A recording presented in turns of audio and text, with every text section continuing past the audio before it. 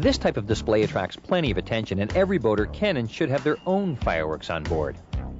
The kind of fireworks that we're talking about are these signal flares, but if mishandled or misused, they can be dangerous. So make sure that you know how yours work. Flares should be stored in a dry, easily accessible place, and as with all safety equipment, everyone on board should know where to find them. There are 4 different types of flares, and the Safe Boating Guide will outline the types and numbers you'll need for your own vessel.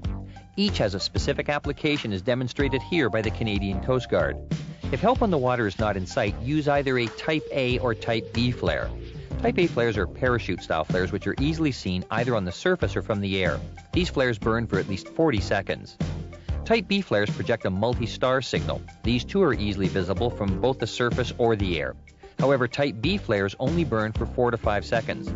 They should be fired in groups of 2.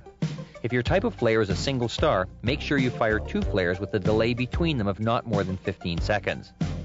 Type C and D flares are used to attract attention if help is already in sight.